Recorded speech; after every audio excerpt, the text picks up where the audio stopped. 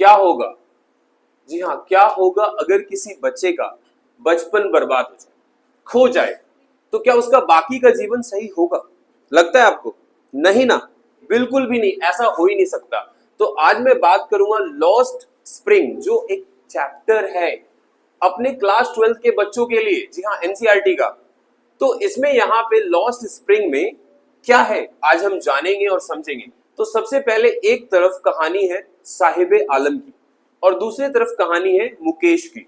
जी हाँ, दरअसल ये दो ऐसे बच्चे हैं जो गरीबी के दलदल में, गरीबी के सिचुएशन में रह करके अपना बचपन, अपना कीमती समय गवा रहे हैं। ये तो धन्य मानो, हमारे यहाँ ऐसे महान गुरु हैं, चाहे वो खान सर हो या रोशन सर हो, दोनों के दोनों क्या कर रहे हैं? यही काम तो कर रहे हैं ना, बच्चों की जिंदगी संवार रहे हैं। जी हाँ, उनका जो जीवन है, एक ऐसा समय, एक ऐसा दौर जब वो अपने जीवन के सबसे बड़े पड़ाव से गुजरते हैं और कुछ बहुत बड़ा कर सकते हैं।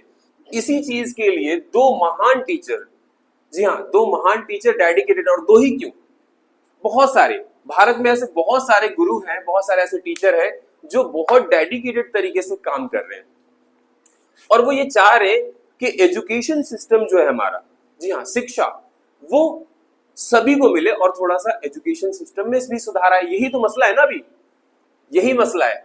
तो उसी कॉन्टेक्स्ट में आज हम बात करेंगे एक सिचुएशन नंबर 1 पे और सिचुएशन नंबर 2 पे। तो यहां पे आप देखिए, समटाइम्स आई फाइंड अ रूपी इन द गार्बेज। साहिब आलम कह रहा है कि कभी कभार मुझे एक आध रुपए कूड़े के ढेर में मिल जाता है।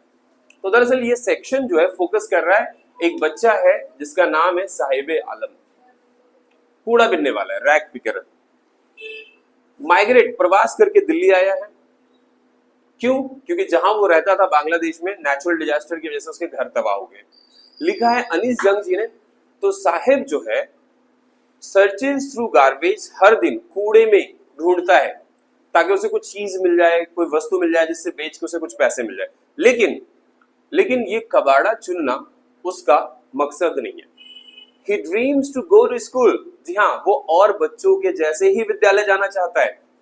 और विद्यालय जाने से आज की डेट में देख रहे हो, चलो हमारे यहाँ उस समय उतने अच्छे विद्यालय नहीं थे। जब आप चैप्टर को पढ़ोगे ना, तो साहिब आलम एक पॉइंट आता है जहां पे वो कहता है मेरे आसपास, घर के आसपास कोई स्कूल नहीं है, जब बन जाएगा ना तो मैं जाऊंगा। जिसपे अनीस जंग कहते हैं कि मैं जल्दी ही एक स्कूल खोलूंगा। खैर, अब तो भारत के कोने कोने में विद्यालय है, कोई दिक्कत नहीं है। लेकिन क्या अभी भी वो सारे विद्यालय क्वालिटी एजुकेशन दे रहे हैं? खास कर गवर्नमेंट स्कूल आप देख ही चुके हो, गवर्नमेंट स्कूल के हालात देख ही चुके हो, कितनी सारी असुविधाएं हैं। बेंच नहीं है, डेस्क नहीं है, ब्लैक बोर्ड नहीं है, टीचर उतने डेडिकेटेड नहीं है। पूरी की पूरी सिचुएशन जो है सरकारी स्कूल की अव्यवस्थित है। मंत्री लोग, नेता लोग अपने बच्चों को वहां भेज नहीं रहे, वो अपने बच्चों को विदेशों में पढ़ा रहे हैं। तो स्कूल तो है अब, लेकिन जिस तरीके से बच्चों का अध्ययन होना चाहिए वो नहीं हो रहा है। इसीलिए तो कोचिंग सेंटर्स है ना।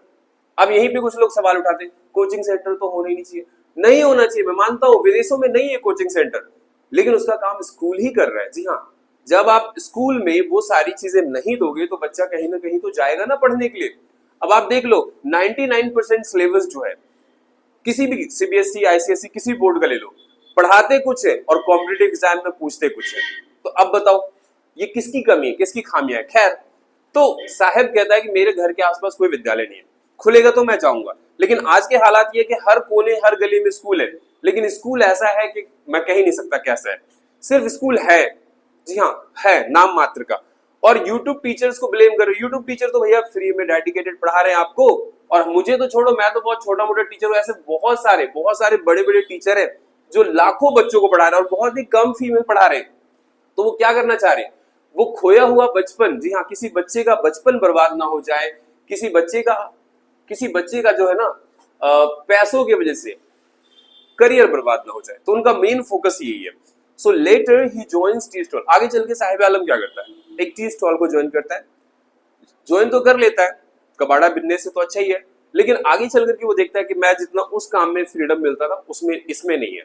तो ऑथर, जो लेखक है, वो क्या दिखाना चाहता है? Author however shows how poverty destroy childhood. जी हाँ, किस तरीके से गरीबी बचपन को बर्बाद कर देता है, किस तरीके से गरीबी जो है किसी बच्चे का भविष्य छीन लेता है। तो this is the key point of this chapter that poverty destroys the childhood, no doubt in this matter or in this point। तो इसी तरीके से अब हम चलते हैं पार्ट 2 पे। पार्ट 2 का की वर्ड है I want to drive a car. Mukesh कह रहा है यहाँ पे the protagonist is Mukesh. Who is Mukesh? जी हाँ, Mukesh is a boy who is the protagonist of part 2 of this chapter and Sahib Alam is a protagonist of part 1 or section 1 of this chapter। So in this section what Mukesh tells that a boy from Firozabad, और फिरोजाबाद किस लिए प्रसिद्ध हम सब जानते हैं। फिरोजाबाद में घर घर चूड़ी बनाने वाले फैक्ट्री कारखाने, और वो कितना गंदा हालात है, कितने बुरे कंडीशंस है जिसमें वो बच्चे काम करते हैं। Children works in bangle industry in hazardous condition. जी हाँ, बहुत ही हानिकारक स्थिति में वो काम करते हैं।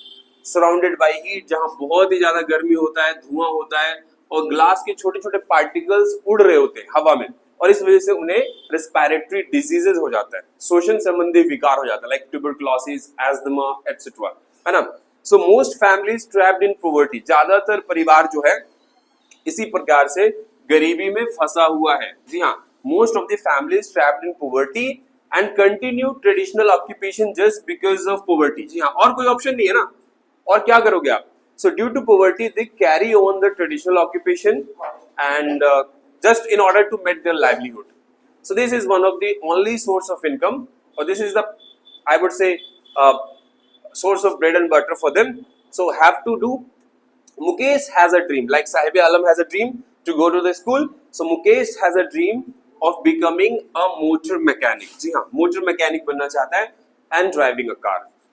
So he has the courage, at least Sahib आलम की जैसे मुकेश के पास भी courage है to break free from the cycle, और वो इस चेन से, जी हाँ, चेन चला रहे हैं ना, तो उसके दादा, उसके पिताजी, अब वो वही काम करेगा, बैंगल मेकिंग वाला, चूड़ी मेकिंग वाला। लेकिन नहीं, मुकेश के पास हिम्मत है, जज्बा है, वो इस साइकिल को तोड़ना चाहता है, वो इस चेन को तोड़ना चाहता है, एक्सप्लॉयटेशन और गरीबी को, और वो कुछ अच्छा करना चाहता है जिससे उसका जीवन अच्छा हो, उसके आने वाले भविष्य अच्छा हो, उसके आने वाले अपकमिंग जनरेशन का भविष्य अच्छा हो।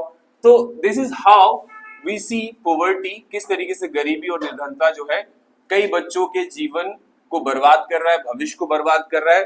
तो ओवरऑल इस तरीके से भारत में लाखों करोड़ों बच्चे हैं जिनका जीवन बचाने के लिए बहुत सारे यूट्यूबर टीचर्स जो है एड़ी चोटी का जोर लगा रहे हैं, है ना। तो आई होप ये चैप्टर आपको अच्छे समझ में आया होगा। बहुत जल्दी मिलेंगे नेक्स्ट चैप्टर में। All the best.